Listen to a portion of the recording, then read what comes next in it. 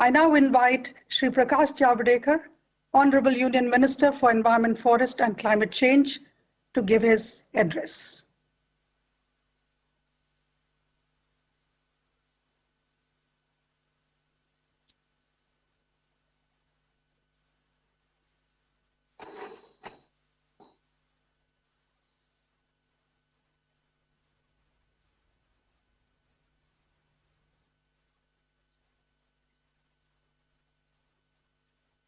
Honorable Minister.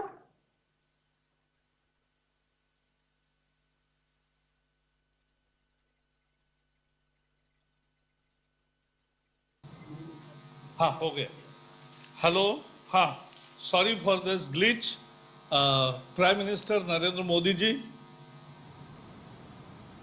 President of Republic of Guyana Muhammad Irfan Ali ji, then Prime Minister of Papua New Guinea James Marape,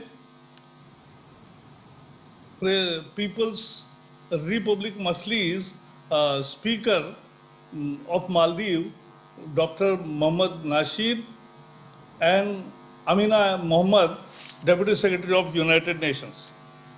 I am very happy to be here in the TERI World Sustainable Development Summit because this annual event is now internationally recognized and there is good participation and good thoughtful discussions, and this actually creates agenda also for future sustainable conferences.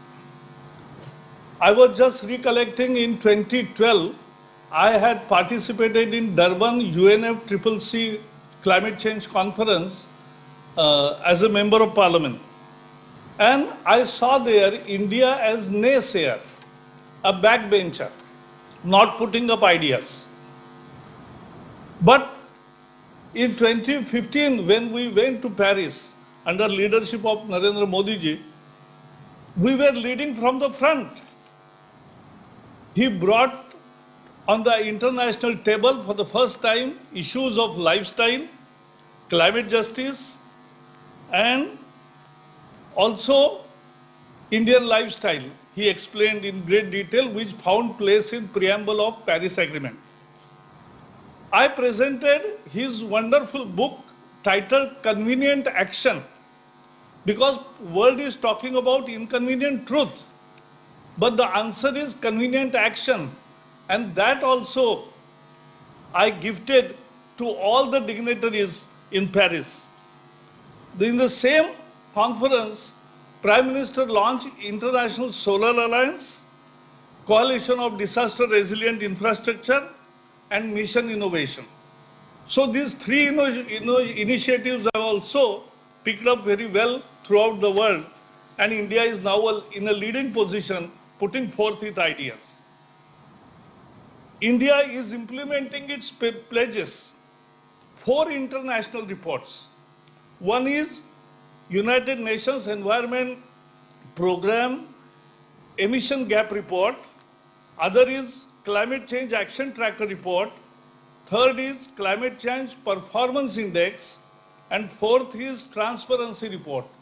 All these 4 reports say that India under Prime Minister Modi is leading from the front and is implementing all its pledges much well before time. So this is India's credibility now, and on the international scene, India is regarded as the main player.